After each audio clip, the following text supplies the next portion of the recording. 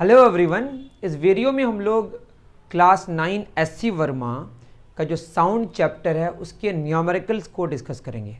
तो सीधे शुरू करते हैं। ठीक है, देखिए क्या है हमारे पास जो क्वेश्चन है पहला, बहुत ही आसान क्वेश्चन है ना। सेक्शन ई में क्वेश्चन आंसर के है ना, आप देखेंगे। द फर्स्ट क्वेश्चन इज, यहीं से शुरू करते हैं है ना। पहला क्वेश्चन कह रहा है find the frequency of a wave whose time period is 0.002 seconds. बहुत ही आसान, टाइम पीरियड गिवन है 0.002 सेकेंड्स। क्या निकालना है? फ्रीक्वेंसी। तो फ्रीक्वेंसी का फॉर्मूला आपको पता ही होगा, 1 टाइम पीरियड। कैसे आता है आपको पता है ना। टी टाइम में एक ऑसिलेशंस कंप्लीट होता है। वैसे यहाँ वाइब्रेशन ऑसिलेशन यहाँ पे आगे बढ़ती है एनर्जी वेव में, लेकिन अभी ऑसिलेशन से ये अगर समझें तो टी टाइम में एक ऑसिलेशन, तो एक में कितना होगा? 1/t। तो यूनिट टाइम में जितनी ऑसिलेशंस होती हैं उसी को हम बोलते हैं फ्रीक्वेंसी। तो यहाँ क्या हो गया? 1 टाइम कितना? 0.002। एक ऑसिलेशन 0.002 सेकेंड में कंप्लीट होता है। दैट इज एक सेकेंड में कितने ऑसिलेशन होंगे उसी को फ्रीक्वेंसी कहते हैं। यहाँ सेकेंड है तो क्या हो जाएगा? 1000 डिवाइड बाई 2। सेकेंड ऊपर जाएगा तो पर सेकेंड, इसी को बोलते हैं 500, और पर सेकेंड को हर्ट्ज कहते हैं। दैट इज एक सेकेंड में 500 ऑसिलेशंस कंप्लीट होंगे। ओके, वैसे यहाँ पे ऑसिलेशन तो हो ही रहा है, यहाँ पे एक्चुअल में एनर्जी है वो आगे बढ़ रही है। तो इसको डिटेल समझना पड़ेगा, बस अभी ऑसिलेशन कह के मैं समझाने की कोशिश कर रहा हूँ। ठीक है, दूसरा क्वेश्चन है find the time period of a source of sound wave whose frequency is 400 hertz. Just इसके अपोजिट एक क्वेश्चन पूछा है, 400 हर्ट्ज फ्रीक्वेंसी गिवन है, टाइम पीरियड मांगा है। तो फ्रीक्वेंसी का फॉर्मूला 1 टाइम पीरियड, तो टाइम पीरियड का फॉर्मूला 1 फ्रीक्वेंसी। अब हर्ट्ज का मतलब पर सेकेंड, दैट इज 1/400 पर सेकेंड। क्लियर है? तो ये हो जाएगा हमारा 1/4 इंटू 10⁻², ऊपर जाएगा -2, पर सेकेंड ऊपर गया तो सेकेंड हो गया। That is 1/4, that is 0.25 into 10⁻⁻2 second, या 0.0025 सेकेंड। कई तरह से लिख सकते हैं, इसी को लिख सकते हैं हम 2.5 स्टैंडर्ड में इंटू 2.5 आगे बढ़े तो यहाँ पे कम हो जाएगा, इतना तो आप जानते होंगे। ये हो गया हमारा 2.5 मिली सेकेंड्स, अगर मैं सही हूँ तो। ठीक है, बिल्कुल सही है, 0.0025 सेकेंड्स। दो क्वेश्चंस हो गए, अब चलते हैं आगे थर्ड क्वेश्चन में। दो क्वेश्चंस हो गए, थर्ड क्वेश्चन क्या कह रहा है? ये कह रहा है a sound wave causes the density of air at place to oscillate 1200 times in 2 minutes. आपको पता होगा साउंड वेव जो ट्रैवल करती है एक्चुअली क्या होता है, वो एयर के पार्टिकल्स, मतलब जिससे होकर वो चले, मान लेते हैं एयर में चल रहा है तो एयर के पार्टिकल्स की प्रेशर, मतलब वहाँ का जो डेंसिटी है वो कम करता है और ज़्यादा करता है। ठीक है, तो वो कितनी बार कर रहा है? वो 1200 टाइम्स कर रहा है 2 मिनट्स में। दैट इज 2 मिनट्स में कितनी बार? 1200 टाइम्स। क्लियर है? यहाँ थर्ड नंबर लिख देते हैं। 2 मिनट का मतलब कितना? 2 × 60, 120 सेकेंड्स में 1200 बार वो डेंसिटी को चेंज करे। जो मैं कह रहा था ऑसिलेशन, एक्चुअली यहाँ पे ऑसिलेशन किसका हो रहा है? डेंसिटी का। किसका? डेंसिटी का। तो एक सेकंड में मतलब डेंसिटी बढ़ रहा है और घट रहा है। कितना हो गया? 60, आई एम सॉरी 10 होगा, 12 1 2, तो ये हो गया 10। That is done. एक सेकंड में 10 ऑसिलेशंस, और एक सेकंड में जितनी बार ऑसिलेशंस होता है किसका? डेंसिटी का, उसी को हम लोग क्या बोलते हैं? फ्रीक्वेंसी। तो फ्रीक्वेंसी कितनी हो गई? 10 हर्ट्ज। क्लियर है? फ्रीक्वेंसी कितनी हो गई? 10 हर्ट्ज। क्वेश्चन में क्या मांगा है? टाइम पीरियड और फ्रीक्वेंसी। तो टाइम पीरियड क्या होगा? 1 फ्रीक्वेंसी, दैट इज 1/10, और हर्ट्ज तो पर सेकेंड, अभी तो मैंने बताया, ये हो जाएगा 0.1 सेकेंड। तो थर्ड का आंसर हुआ 10 हर्ट्ज और 0.1 सेकेंड्स। बिल्कुल सही है। नेक्स्ट क्वेश्चन, क्वेश्चन नंबर 4 क्या कह रहा है? यहाँ कर दे रहे, फिर एक साथ मिटा देंगे सर। 4 कह रहा है a source produces 15 crests and 15 troughs. जो डेंसिटी मैक्सिमम होती है उसको क्रेस्ट कहते हैं, और डेंसिटी जहाँ मिनिमम होती है उसको ट्रफ कहते हैं। ठीक है, आप ऐसे समझ जाइए, मैं इसको अगर ग्राफिकली ऐसे बस शो करने की कोशिश करूँ, ये वाला क्रेस्ट है और ये वाला ट्रफ है। अभी बस नॉर्मली विजुअलाइज करा रहे हैं, एक्चुअल में बहुत लंबी कहानी है, ठीक है। इन 3 सेकेंड्स 15 क्रेस्ट हो रहा है और 15 ट्रफ। ये क्रेस्ट, दूसरी बार क्रेस्ट यहाँ पे हो रहा है, तो यहाँ से लेकर देखिए यहाँ तक एक ऑसिलेशन, यहाँ तक जाएगा। ये हमारा क्रेस्ट है, ये क्रेस्ट है, ये क्वार्टर हाफ और ये हाफ, फुल ऑसिलेशन हो गया। तो ये जो फुल ऑसिलेशन है, लगातार 2 क्रेस्ट के बीच का जो डिस्टेंस है, उसको हम बोलते हैं वेव लेंथ। अगर 15 क्रेस्ट हुआ होगा, इसका मतलब 15 बार ऑसिलेशंस भी हुआ होगा, ठीक है। कितने सेकंड्स में? 3 सेकंड्स में, दैट इज 3 सेकंड्स में 15 ऑसिलेशंस हुआ है। When the second crest is produced, the first is 2 centimetre away. ये सेकंड वाला, ये फर्स्ट वाला यहाँ चला गया है, ये फर्स्ट वाला है, तब तक ये सेकंड वाला यहाँ पे आया, मान लेते हैं। इन दोनों के बीच का जो डिस्टेंस है, इसी को हम वेवलेंथ कहते हैं। दैट इज डायरेक्टली गिवन है, wavelength 2 centimetre. Lambda stands for wavelength, clear है। कैलकुलेट द वेवलेंथ, तो फर्स्ट आंसर तो निकल गया वेवलेंथ। सेकंड, फ्रीक्वेंसी निकालना है। 3 सेकंड में 15 ऑसिलेशन, तो 1 सेकंड में कितना होगा? 15/3, दैट इज 5 ऑसिलेशंस पर सेकंड। इसी को हम बोलते हैं फ्रीक्वेंसी, 5 हर्ट्ज, क्लियर है। उसके बाद नेक्स्ट सी में क्या मांगा है? सी मांगा है द वेव स्पीड। देखिए वेव स्पीड की बात करें तो सिंपल सी बात है, यहाँ से यहाँ तक हमारा क्या है, एक ऑसिलेशन कंप्लीट हुआ। आप कहीं से भी ले सकते हैं, ऐसे मान लेते हैं हम, ठीक है। यहाँ से लेकर यहाँ तक एक ऑसिलेशन कंप्लीट हुआ। ये जो डिस्टेंस कवर किया वेव, इसको वेव लेंथ कहते हैं। इसमें जो टाइम लगता है, इसको हम टाइम पीरियड कहते हैं। तो जो स्पीड ऑफ वेव है, उसका फॉर्मूला हो गया डिस्टेंस, लैम्डा और टाइम कितना लगा? t, तो lambda into 1/t, that is lambda into F. Speed of wave का फॉर्मूला क्या हो गया? Wavelength into frequency. तो वेवलेंथ कितना है हमारा? 2 सेंटीमीटर, 2/100 मीटर, और 5 हर्ट्ज, दैट इज हर्ट्ज मतलब पर सेकेंड, क्लियर है। तो 5 दूना 10, ये 2.20, तो क्या हो गया? 0.1 मीटर पर सेकेंड। इसको 100 से गुना कर दीजिएगा तो कितना हो जाएगा? 10 सेंटीमीटर पर सेकेंड। बिल्कुल सही है, ठीक है। तो ये हमारे 4 क्वेश्चंस सॉल्व हो गए। इसको मिटा देंगे, अब उतार लीजिए आप। चलिए, आई थिंक आपको अच्छे तरीके से समझ आ रहा है।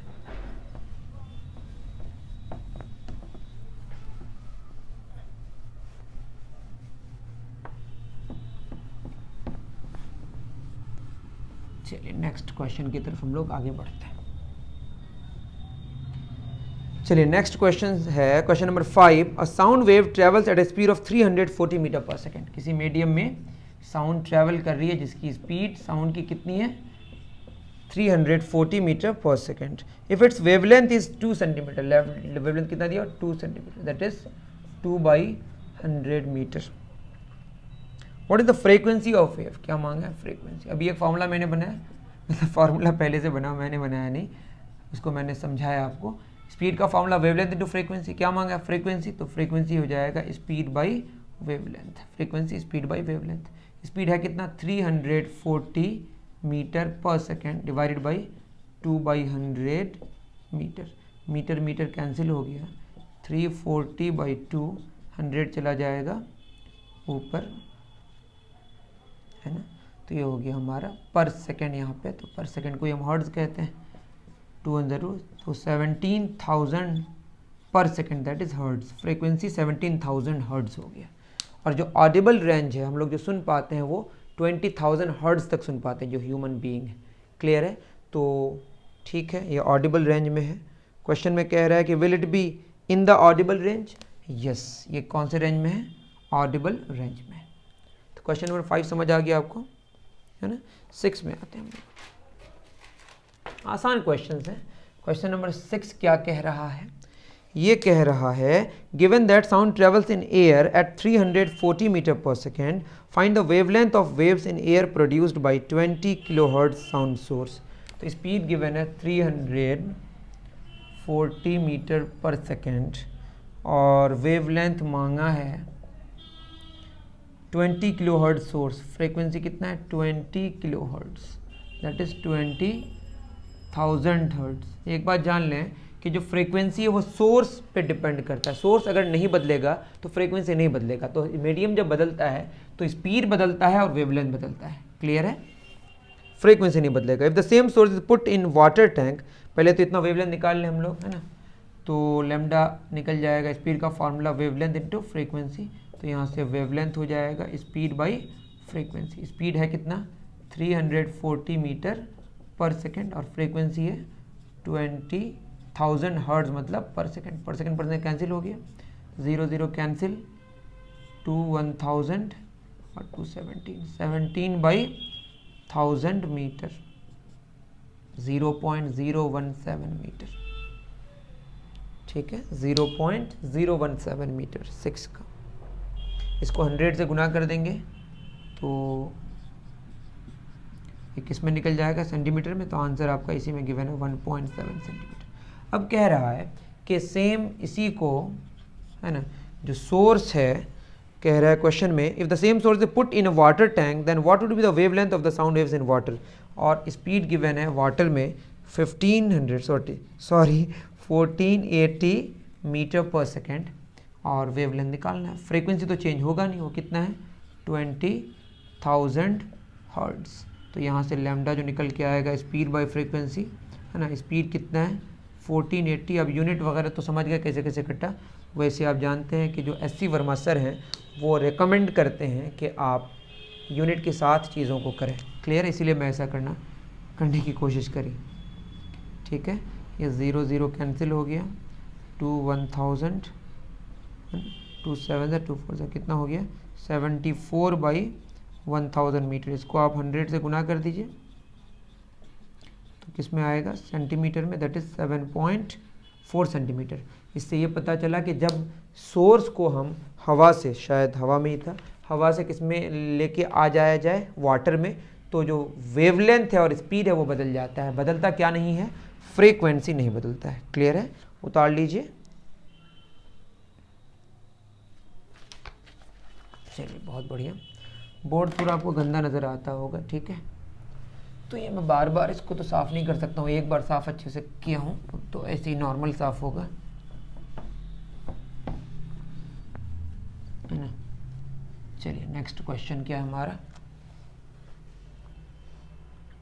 7. A child watching Dashara celebrations from a distance sees the effigy of Ravana burst into flames. देखिए, कोई एक समझ जाइए आप यूँ इसको आप नॉर्मली, कि कोई स्टैच्यू है, मूर्ति है आई थिंक, है ना, उसको वो फटा, पटाखा टाइप का कुछ, है ना, वो फटा, है ना, burst into flames and hears the explosion associated with it 2 seconds after that. जो फ्लेम से रोशनी आएगी वो तो तुरंत आ जाएगी। तो लाइट की स्पीड होती है वो लाखों किलोमीटर पर सेकंड होती है, मतलब 2.5 लाख 3 लाख किलोमीटर पर सेकंड, जो कि बहुत ज़्यादा है। इतनी ज़्यादा स्पीड है कि कम डिस्टेंस से लाइट जो आती है वो तुरंत आ जाती है। एक्चुअल में कुछ टाइम लगता है, बस उस टाइम को, लेकिन उस टाइम को हम लोग क्या करते हैं? इग्नोर करते हैं। एक जगह से, जैसे आपका कहीं नज़दीक में चौक होगा, वहाँ पे एक पटाखा फूटा, है ना, बर्स्ट हुआ, या कोई फायरिंग हुई, तो वहाँ से रोशनी तुरंत आ जाती है। लाइट तुरंत तो आती नहीं है, लेकिन हम लोग मानते हैं कि तुरंत आ जाती है। क्यों? क्योंकि लाइट को आने में बहुत कम टाइम लगता है। इतना कम टाइम लगता है कि वो इंस्टेंटली पहुँच गया। तो जब लाइट हम देखते हैं तो ऐसा मानते हैं कि उसी वक्त क्या निकला होगा? साउंड निकली होगी, और साउंड को आने का जो टाइम लगा होगा, उसमें जो टाइम लगा लाइट के आने के बाद, उसी टाइम को हम मानते हैं कि साउंड को आने में इतना टाइम लगा। क्लियर है? तो क्वेश्चन नंबर 7 में कह रहा है, a child watching Dussehra celebration from a distance, और 2 सेकंड के बाद वो देख पाया, आई एम सॉरी, सुन पाया उसको, है ना, देख तो तुरंत लिया। How far was from the effigy if the speed of sound in air that night was 335 metre per second. Question तो बहुत ईजी है, अगर इसको आप बगैर कोई फार्मूला का करना चाहते हैं तो 1 सेकंड में कितना मीटर? 335 मीटर। 2 सेकंड लगा आने में साउंड को, तो 2 सेकंड में कितना होगा? 335 इंटू 2, 2 5 10 का 0 हासिल 1, 3 1 7, 670 मीटर। ठीक है, क्वेश्चन बहुत इजी है।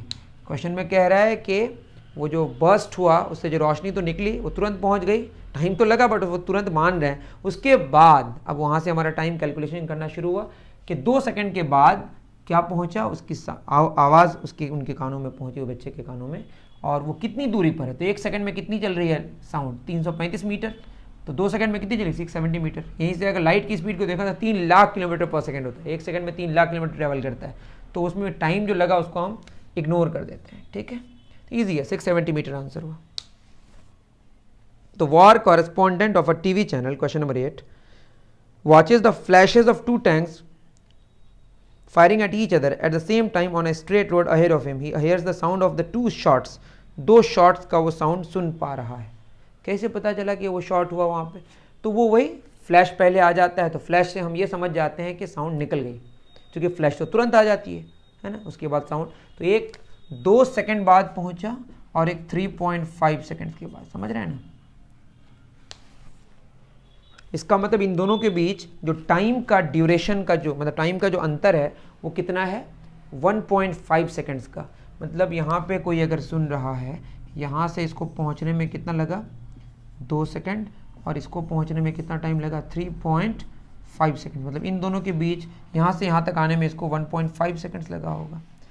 तो सवाल में है, taking the speed of sound in air as 340 metre per second, he quickly calculates and reports the distance between the tanks. इन दोनों टैंक्स के बीच का डिस्टेंस कैलकुलेट कैसे करेगा, 1.5 सेकंड टाइम लगा, तो 1 सेकंड में जो साउंड ट्रेवल करती है वो 340, क्योंकि क्वेश्चन में गिवन है 340 मीटर पर सेकंड साउंड की स्पीड है, तो कितना सेकंड चला, 1.5 सेकंड, तो कितना हो गया 340 इंटू 1.5। आप चाहें तो क्या कर सकते हैं, डिस्टेंस का फॉर्मूला स्पीड इंटू टाइम, वही बात हो गई है ना। 15 चौक 60 का 0 हासिल 6, 15 45 6 51, 510 मीटर्स, बिल्कुल सही है, ठीक है। आप समझ गए ना, इस टैंक से साउंड को आने में 3.5 सेकंड लगा, इस टैंक से 2 सेकंड, इन दोनों के बीच कितना डिस्टेंस है, 1.5 सेकंड का टाइम का डिस्टेंस है, मतलब टाइम का लेंथ है, मतलब टाइम का ड्यूरेशन है। तो 1 सेकंड में 340 मीटर, तो 1.5 सेकंड में इतना, तो इन दोनों के बीच का टैंक का जो डिस्टेंस है वो निकल गया। क्लियर है। चलिए सारे क्वेश्चन ख़त्म ही कर देते हैं। क्वेश्चन नंबर 9 क्या कह रहा है, a bat in search of prey hears the echo of its squeak. वो जो खुद आवाज़ निकाली, उस आवाज़ वापस आई, वो कितने सेकंड के बाद सुन पाई, वो टाइम लगा 0.1 सेकेंड्स। गया और आया, साउंड जाके वापस आया, पूरा time. How far is the prey from the bat if the squeak got reflected from it, और स्पीड गिवन है साउंड की 340 मीटर पर सेकेंड। तो कितनी दूरी पर है, क्योंकि ये जो टाइम गिवन है जाने का और आने का पूरा गिवन है, ठीक है। तो 1 सेकंड में कितना चला है, 340 मीटर। तो लेना 0.1 सेकंड नहीं है, ठीक है, कितना लेना है, उसका आधा, क्योंकि जाने आने का टाइम दिया हुआ है। तो होगा 340 इंटू 0.1 डिवाइडेड बाई 2।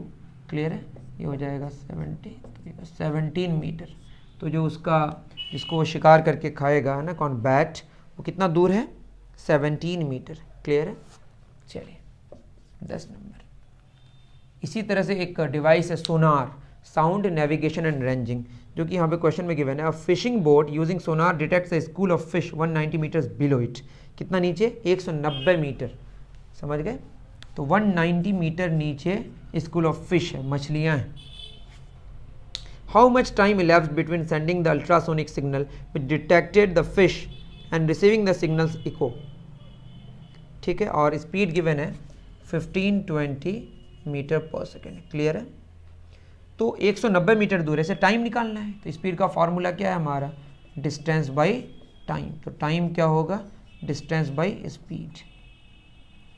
तो डिस्टेंस कितना कवर किया, 190 मीटर गया, 190 मीटर आया, क्योंकि यहाँ पे पूरी कहानी कही गई है। How much time ellipse between sending the ultrasonic signal which detect the fish and receiving the signal को, जाके आना पूरा लेना है, दैट इज डिस्टेंस होगा वो 190 नहीं लेना है, 190 का डबल लेना है।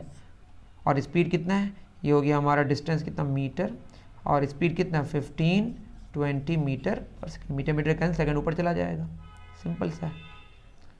2 0 0 कैंसिल, 2 7 14, 2 19 चौक 76, दैट इज 1/4 सेकेंड, 0.25 सेकेंड्स।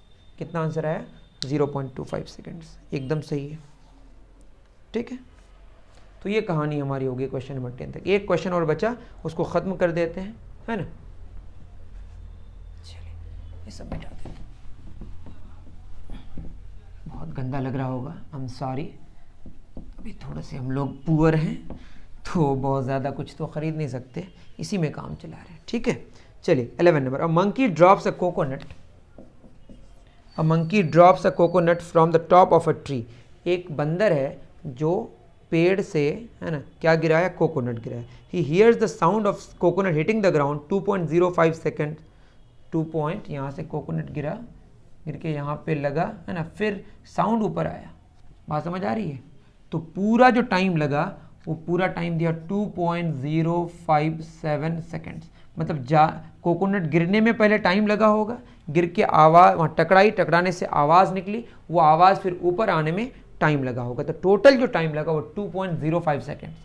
तो हमें ये समझना है पहले कि गिरने में कितना टाइम लगा, क्योंकि सवाल में कह रहा है if the monkey was 19.6 metre, कितना, 19.6 metre above the ground, what is the speed of sound in air, और जी का वैल्यू लेना है 9.8 मीटर पर सेकेंड स्क्वायर। अब कोकोनट को पहले हम ये मान लेते हैं, जो कोकोनट है वो जब नीचे गिरा तो जो टाइम लगा, इस टाइम को हम मान लेते हैं टी, ठीक है। तो फार्मूला है हमारा एस बराबर u t plus half a t square, क्योंकि यहाँ पे acceleration due to gravity involve होगा। इनिशियली जो ड्रॉप हुआ तो इनिशियल वेलोसिटी कितनी होगी, 0। एस कितना है 19.6, हाफ एक्सेलरेशन कितना 9.8, टाइम का स्क्वायर। अगर ये निगेटिव लेते, बहुत सारे बच्चे कंफ्यूज कर जाते हैं कि 9.8 सर यहाँ निगेटिव क्यों नहीं ले, तो नीचे की तरफ एक्सेलरेशन होता है। अगर इसको निगेटिव लेंगे तो आप इसको भी निगेटिव लेंगे, क्योंकि नीचे डिस्प्लेसमेंट हो रहा है, तो निगेटिव निगेटिव वैसे भी कैंसिल हो जाएगा। 9.8 2 ज़ा 19.6, 2 2 ज़ा 4, तो टी स्क्वायर 4 आया, तो टी कितना निकला 2 सेकेंड्स। दैट इज कोकोनट को गिरने में 2 सेकंड लगा, और कोकोनट जो टकरा के जो आवाज़ गई ऊपर, वो आवाज़ को चढ़ने में, मतलब आवाज़ वहाँ तक पहुँचने में 0.05 सेकंड लगा होगा। तो साउंड को ऊपर जाने में कितना टाइम लगा होगा, वो ये 2.057 सेकेंड्स है, इससे 2 हटा दी तो कितना 0.057 सेकेंड्स। ये टाइम लगा किसको, साउंड को ऊपर जाने में टकराने के बाद। सवाल है what is the speed of sound in air, speed of sound in air मांगा है। तो स्पीड कैसे निकलेगा, स्पीड का फॉर्मूला क्या होता है बोलिए, डिस्टेंस बाई टाइम। मैं क्यों पूरा लिखा यार, तो डिस्टेंस कितना कवर करना है साउंड को, 19.6, ग्रेविटी का इफेक्ट तो साउंड में होगा नहीं, और कितना टाइम लग रहा है 0.057 सेकेंड्स। दैट इज़ ये हो जाएगा 19,600/57 मीटर पर सेकेंड। इसको आप निकालेंगे तो 344.8 मीटर पर सेकेंड आ रहा है अप्रॉक्सीमेटली, 343.8 आई थिंक, 343.8 आप देख लेंगे क्लियर, तो अप्रॉक्सीमेटली कितना 344 मीटर पर सेकेंड आ रहा है।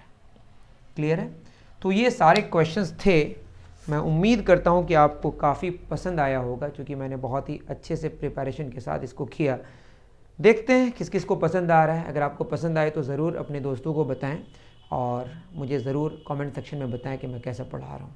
मिलते हैं फिर इसी तरह के वीडियो को लेकर, इसी तरह के वीडियो सॉल्यूशंस को लेकर नेक्स्ट वीडियो में। Thank you very much.